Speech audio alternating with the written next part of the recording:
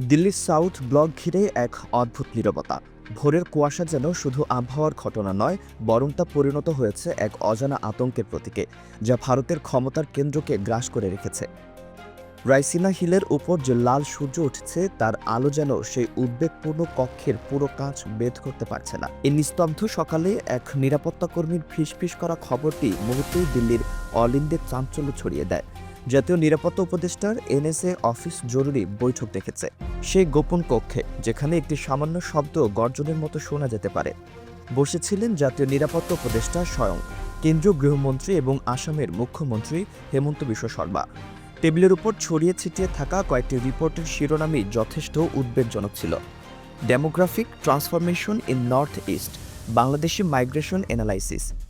আসামের মুখ্যমন্ত্রী হেমন্ত বিশ্ব শর্মা, যার চোখে ঘুমের ঘাটতির ছাপ স্পষ্ট, তিনি কোনো আমদানি করা রাজনৈতিক বাক্য বললেন না। তার গলা ছিল স্থির, কিন্তু তার ভেতরে কাঁপন লুকিয়েছিল। তিনি কোনো রাখঢাক না রেখে সরাসরি মূল কথায় চলে যান। স্যার, আমি আজ কোনো রাজনৈতিক ভাষণ দিতে আসিনি। আমি আপনাদের সতর্ক করতে এসেছি। এই হারে যদি চলতে থাকে, তবে আসাম ভারতের মানচিত্রে আর থাকবে না।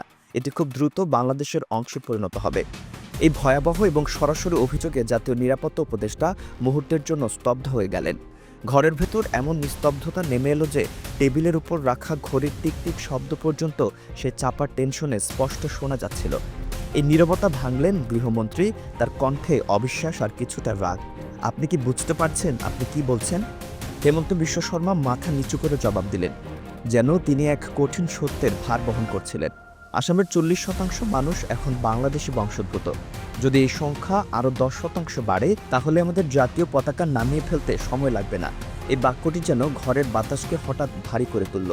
দিল্লির রাজনীতিতে এক অজানা সত্যের নগ্ন উচ্চারণ, যে সত্য এতদিন ধরে রাজনৈতিক হিসাব নিকাশ আর পররাষ্ট্রনীতির চাপে মুখ চেপে রাখা হয়েছিল, আজ তা উচ্চারণ করলেন ভারতেরই এক মুখ্যমন্ত্রী।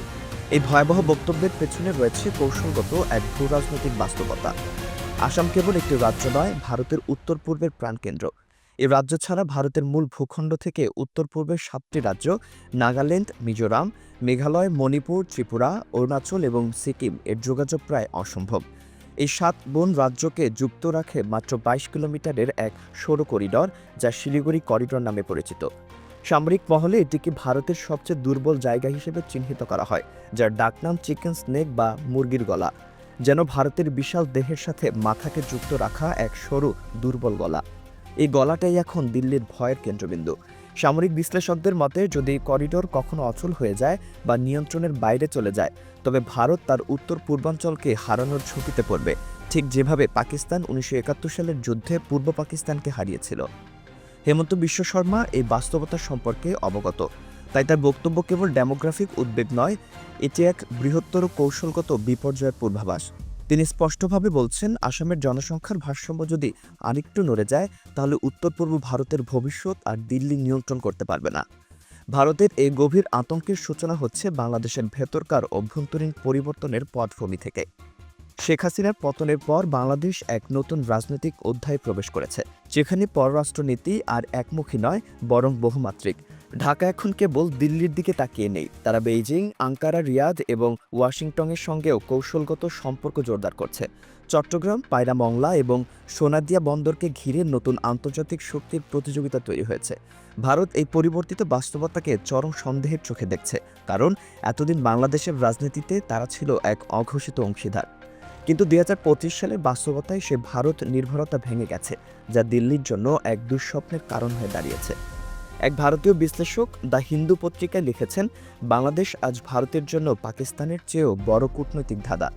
পরিস্থিতি আরও নাটকীয় হয়ে ওঠে যখন বাংলাদেশের ন্যাশনাল সিটিজেন পার্টির নেতা হাসনাত আবদুল্লাহ প্রকাশ্যে ঘোষণা করেন, দিল্লি যদি বাংলাদেশকে অস্থির করতে চায়, তবে আমাদেরও বিকল্প পরিকল্পনা আছে। এই একটিমাত্র বাক্য দিল্লির ক্ষমতার কেন্দ্রগুলোতে যেন বজ্রপাত ঘটায়। হেমন্ত বিশ্ব শর্মা সঙ্গে সঙ্গে এর প্রকাশ্য প্রতিক্রিয়া জানিয়েছিলেন, এটা কেবল রাজনৈতিক বক্তব্য নয়, এটা ভূগোলের কঠিন বাস্তবতা, আমাদের সতর্ক থাকতে হবে। এই ভূরাজনৈতিক উত্তেজনা চলার একই সময়ে ত্রিপুরার সীমান্তে দেখা গেছে এক অদ্ভুত দৃশ্য। ভারত মোতায়েন করেছে 1971 সালের মুক্তিযুদ্ধের কিংবদন্তি 20তম মাউন্টেন ডিভিশনকে। ত্রিপুরার মুখ্যমন্ত্রী মানিক সাহা এ প্রসঙ্গে জানান, বাংলাদেশের পরিবর্তিত পরিস্থিতি আমাদের জন্য উদ্বেগের। কিন্তু বিশ্লেষকরা বুঝতে পারেন এই পদক্ষেপ কেবল নিরাপত্তা জোরদার নয়, এটি বাংলাদেশের প্রতি এক প্রচ্ছন্ন সামরিক সংকেত, ইতিহাস স্মরণ করিয়ে দেওয়ার প্রচেষ্টা। মানিক সাহা পরদিন এক অনুষ্ঠানে আরও আক্রমণাত্মক মন্তব্য করেন, প্রযুক্তির যুগে এক ক্লিকে শত্রুর ঘাঁটি ধ্বংস করা যায়। এই পুরো সংকটকে ভারতীয় গণমাধ্যম ভিন্ন পথে ঘুরিয়ে দেওয়ার চেষ্টা করছে। তাদের বয়ান, শেখ হাসিনার পতনের পর বাংলাদেশ মৌলবাদীদের হাতে চলে গেছে। এই বয়ান দিল্লির পুরনো রাজনৈতিক কৌশলেরই অংশ, কারণ তারা জানে মৌলবাদ শব্দটি আন্তর্জাতিকভাবে এমন এক মনস্তাত্ত্বিক অস্ত্র যা ব্যবহার করলে পশ্চিমা সমর্থন নিশ্চিত করা যায়। কিন্তু বাস্তবতা ভিন্ন। বাংলাদেশের ছাত্র আন্দোলন ছিল মূলত গণতন্ত্র, ন্যায় বিচার এবং সার্বভৌমত্বের পক্ষে, ধর্মীয় এজেন্ডা ছিল না। ভারত এই আন্দোলনকে বিকৃত করে আন্তর্জাতিক মহলে দেখাতে চাইছে যে বাংলাদেশ এখন একটি ঝুঁকিপূর্ণ রাষ্ট্র, যার ফলে ভারত দক্ষিণ এশিয়ার নিরাপত্তা অভিভাবক হিসেবে নিজের ভূমিকা দাবি করতে পারবে। তবে বাংলাদেশ এবার কোনো উত্তেজনাপূর্ণ বা অতি প্রতিক্রিয়া দেখাচ্ছে না। ঢাকা জানে দিল্লির আতঙ্ক আসলে তার নিজের ভেতরের কৌশলগত দুর্বলতার প্রতিফলন। বাংলাদেশের অন্তর্বর্তী সরকারের বারবার বলা বক্তব্যগুলোর মূল সারাংশ হল, আমরা প্রতিবেশীকে সম্মান করি, কিন্তু সম্মান মানে আত্মসমর্পণ নয়। এই বার্তা দক্ষিণ এশিয়ার কূটনীতিতে এক নতুন ভারসাম্য এনেছে। বাংলাদেশ এখন আত্মবিশ্বাসী রাষ্ট্র। দিল্লি যতই সেনা মোতায়েন করুক, যতই জনসংখ্যার আতঙ্ক দেখাক, বাংলাদেশের নীরব কূটনীতি বর্তমানে তাদের সবচেয়ে বড় শক্তি। ভোরের আলো ফুটছে ত্রিপুরা চট্টগ্রাম সীমান্তে। এক ভারতীয় সৈনিক দূরবীন হাতে তাকিয়ে আছেন ওপারে। তার চোখে ভেসে উঠছে বাংলাদেশের পতাকা, লাল সূর্যের মতো জ্বলছে সেই বৃত্ত। মনে পড়ছে মুখ্যমন্ত্রী হেমন্ত বিশ্ব শর্মার সেই উদ্বেগপূর্ণ কথা। সৈনিকের ঠোঁট নড়ল মৃদু স্বরে, যদি মানুষের মন চলে যায়, মানচিত্র দিয়ে তাকে ফেরানো যায় না। ওপারে বিজিবির এক তরুণ সৈনিক তার নোটবুকে লিখছে, আমরা কারো জমি চাই না, কিন্তু কেউ যদি আমাদের মর্যাদায় আঘাত করে আমরা থামব না। দিল্লির কনফারেন্স রুমে তখনও সেই জরুরি বৈঠক চলছে। এক কর্মকর্তা রিপোর্টের শেষ পাতা উল্টে পড়লেন। সেখানে বড় হরফে লেখা, if the demography changes by 10%, Assam may be lose its Indian identity. তিনি জানালা দিয়ে তাকালেন বাইরে।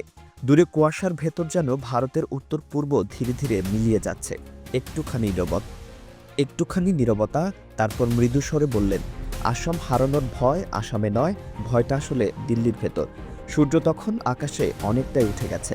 তার আলোয় ভেসে উঠছে এক নতুন দক্ষিণ এশিয়া, যেখানে শক্তি মানে অস্ত্র নয়, আত্মমর্যাদা। আর যেখানে বাংলাদেশের নীরবতা একদিন ইতিহাসের সবচেয়ে জোরালো উত্তর হয়ে উঠবে।